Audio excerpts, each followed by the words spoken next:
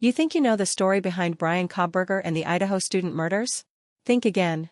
New explosive details have emerged that change everything. This isn't just another retelling, it's a deep dive into the strange, unsettling behaviors and shocking discoveries surrounding this case. From awkward parties and creepy encounters to disturbing online searches and unexpected break-ins, each new fact peels back a layer revealing a darker truth. As the investigation unfolds, we see a pattern of obsession and secrecy that no one saw coming. And the night of the murders? Surveillance footage, eerie audio, and chilling phone calls add twists that will leave you questioning everything. So buckle up, because the story of Brian Cobberger is only just beginning, and the truth is far more twisted than you ever imagined. Strange behavior at the pool party. Right after moving to Washington State University, Brian Cobberger attended a neighbor's pool party where multiple witnesses noticed his awkwardness. A woman named Holly felt compelled to talk to him, only to experience strange, robotic text messages later. She described Brian as seeming out of place, not knowing anyone, trying hard to put himself out there.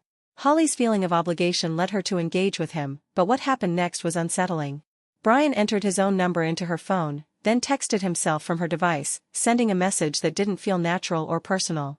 When Holly replied with just her name, he didn't respond again, leaving a weird impression. Another witness at that party observed Brian fixated on two women in bikinis, one of whom was married and gave her husband a silent signal for help. The witness said Brian seemed to either ignore or fail to notice the signal, brushing off the husband and positioning himself even closer to the women. These interactions paint a picture of a man socially disconnected, but also strangely persistent. The day after the party, Brian sent Holly a message that felt robotic and awkward, mentioning their supposed conversation about hiking trips. Holly never replied, adding to the sense that something was off. This pool party episode is just one small glimpse into Brian's unsettling and increasingly isolated behavior in the months leading up to the Idaho student murders. Creepy hiking encounter and online searches. Later that summer, a group including a DJ encountered Brian hiking alone at twilight, an unusual sight so late. He approached them as if they were old friends, but none recognized him. This odd, almost eerie interaction set off warning bells. Jumping forward to August, Brian's online activity took a disturbing turn. He conducted Google searches that revealed a dark curiosity, including the name of notorious serial killer Ted Bundy, though misspelled as Ted H7 New York. This wasn't a careless mistake, but rather a clear indication that Bundy was on his mind. To go further, Brian downloaded an academic paper by Amelie Pednaw, titled Ted Bundy on the Malignant Being, an analysis of the justificatory discourse of a serial killer. This shows he was not just casually browsing, but studying the psychology of killers in depth. Just days later, he received a traffic ticket, and shortly after, Googled, "When can a cop detain you?" hinting at a growing interest in legal boundaries or ways to avoid detection. The combination of his in-person behavior and his digital footprints paints a chilling picture. It's as if he was preparing himself mentally and practically for something sinister. These unsettling signs, unnoticed by many at the time, now stand out as clues to the darkness that would soon unfold. Apartment break-in and fractured friendship. In September, a Korean woman who shared an office with Brian Cobberger reported something deeply unsettling. She believed someone had broken into her apartment because her stuff was rearranged, and rearranged weird. A cake she had baked was found in the microwave, items in her bathroom were lined up in an odd way, and two of her things were missing, a watch and a letter. A letter. Not a lot of value for just an old-fashioned burglar to steal a letter, but that was what was gone. Later on, this same woman told the police that before that break-in had happened, she'd lost her apartment key. She said she kept the key in a specific drawer in her office, the same office that she shared with Brian Cobberger. A few hours after she noticed that it was missing, the key mysteriously reappeared. So, feeling unsafe after the break-in, she went to Cobberger's apartment seeking his help. Remember, she thinks they're friendly, close even. And now looking back on things, she wonders if he was the one who broke into her apartment in the first place and did all those very strange things. The story doesn't end there. This same woman actually had a romantic interest in Brian Cobberger, and when she said something to the effect of, "Hey, I'd like something more with you," Brian apparently got cold feet and began to distance himself. The woman said it was actually upsetting. This fractured friendship, combined with those eerie circumstances, casts a chilling light on Brian's behavior. What seemed like an ordinary friendship hid deeper tension, secrets, and possibly dangerous intent. Escalating obsessions and disturbing searches. By late September and into October, Brian's internet activity took a dark turn, revealing a disturbing pattern that police and experts found chilling. On September 30th, he Googled sociopathic traits in college students, suggesting a growing self-awareness or perhaps a sinister curiosity about his own mind.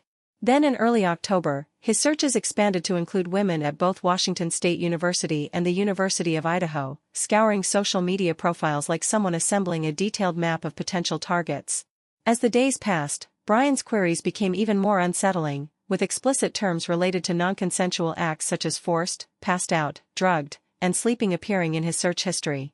These keywords, loaded with dark implications, alarmed investigators and profilers alike. A criminal profiler interviewed for the report said these searches weren't just casual browsing, they "fueled his fantasies and ultimately allegedly filled his darkest thoughts." Alongside his digital fixation, Brian amassed numerous screenshots of young women from Instagram profiles tied to both campuses, focusing on blondes and brunettes, friends and social media followers of known victims. This obsessive collection of images exposed a chilling premeditation and detachment from reality, raising questions about the extent of his planning before the deadly events. The escalation of his online behavior paints a vivid picture of a man spiraling deeper into obsession and detachment, as his actions shifted from awkward social encounters to meticulously tracking and researching women.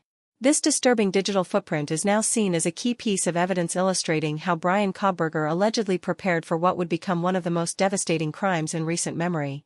Surveillance footage and the night of the murders. On November 13, never-before-seen surveillance showed a white car making multiple passes near 1122 King Road, in the early morning hours, before speeding away at 4:20 a.m. Shortly after, Brian made several long phone calls on his father's family plan. Police later found Zana Kernadal in a massive pool of blood, and Ethan Chapin dead in Zana's bed, both victims of savage violence. The footage captured the car driving up King Road and taking a right on Queen Road, according to NBC and Dateline. Audio from a neighbor's surveillance captured faint whimpers and loud thuds moments before the tragedy, suggesting the violence was brutal and abrupt.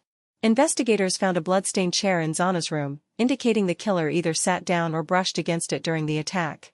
The timeline and forensic details present challenges to the exact sequence of events but strongly indicate a chaotic struggle. Maddie and Kay were later found stabbed to death in the same bed on the third floor, 3 days after the initial attack.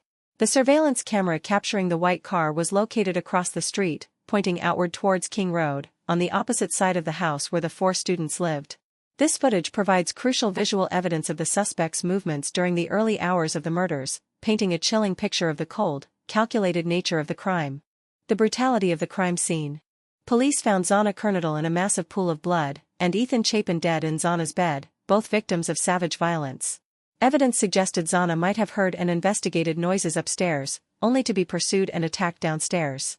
Ethan suffered deep wounds described as carved, a chilling detail that hints at extreme brutality. The forensic details challenge theories about the sequence of events, suggesting a chaotic and violent struggle. According to reports, Zana may have left her room with Ethan, walked down her hall, turned right, and went up the stairs to the 3rd floor, but then ran back down without screaming. This unusual behavior puzzles investigators, as it implies fear and urgency, but no loud screams were heard. The fight in Zana's room was reportedly so intense, a blood-stained chair was found, implying the attacker either sat down or brushed against it during the assault. Meanwhile, Ethan's wounds included pierced arteries, underlining the ferocity of the attack. These grisly findings expose the horrific nature of the crime, revealing a night filled with terror and unimaginable violence. The sequence of events remains partly unclear, but the brutality leaves no doubt about the killer's intent. The evidence forces us to confront the terrifying reality behind the murders, driving home how dark and chaotic that night truly was. Chilling audio and aftermath. Audio from a neighbor's surveillance captured faint whimpers, followed by a loud thud, just moments before the tragedy, presumably recorded by a ring cam or door cam positioned nearby, adding an eerie layer to the unfolding nightmare. Maddie and Kay were found together, stabbed to death in the same bed on the 3rd floor, a heartbreaking scene that deepened the horror of the case. Days later, Brian Cobberger Googled University of Idaho murders, coinciding with the police holding their first press conference, signaling his disturbing obsession with the case. Over the next 6 weeks, records show that photos, videos, and news updates about the King Road murders were repeatedly viewed or saved on his devices, almost as if he was tracking the investigation closely, maybe to stay ahead or to revel in the attention. This included true crime videos, possibly even coverage like this one, highlighting the unsettling fascination the suspect held with his own alleged crimes. The chilling audio, combined with the discovered evidence and Brian's eerie behavior, paints a picture of a man deeply entwined in the horror he allegedly caused, and leaves us questioning just how much he understood the gravity of his actions while it was happening. The arrest and final revelations. December 30th marked the raid of Brian's family home, hours before his arrest. He listened apparently to a slowed-down version of a Britney Spears song, the lyrics saying, quote, "He is a killer just for fun. He's got no conscience. He's got none. None. He is a killer just for fun. He's got no conscience. He got none." When he was arrested, he was wearing a black hoodie, rubber gloves, and handling a plastic bag in the middle of the night. My colleague at News Nation, Brian Enton, was the first and only person on the scene before the sun came up, literally within hours of all of this happening. He showed us the smashed glass and the broken front door where the SWAT team had to force their way into the family home. Freelance writer Howard Bloom reported Cobberger's parents were zip-tied, and once Brian himself was in the back of the police patrol car, he allegedly told the officer, quote, "Maybe we should get a cup of coffee after it's over." That according to NBC. This chilling final stage of the investigation exposes not only the physical evidence but Brian's disturbing calm and cryptic attitude as he's taken into custody. It leaves us questioning how much he truly fathomed about the consequences of his actions, and what else lies beneath this already dark story.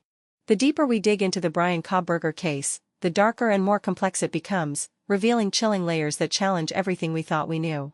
These new details are not just headlines, they paint a picture of a man whose outward awkwardness masked a disturbing obsession, a man whose digital footprints traced out fantasies that culminated in a devastating tragedy. The surveillance footage, the incriminating searches, and the heartbreaking scenes at 1122 King Road expose a story that is both terrifying and perplexing. As we reflect on the brutality of the crime, and the cold demeanor Brian displayed after, it forces us to confront the uncomfortable question, how can someone harbor such darkness beneath a seemingly normal exterior? This case reminds us that appearances deceive, and sometimes, the most unsettling truths lie hidden in the shadows of everyday life. If these revelations are merely the tip of the iceberg, what more remains unseen, lurking just out of sight? It's a haunting thought that urges us all to stay vigilant, to question what we think is familiar, and to remember that the truth is never just serious, it's drop-dead serious.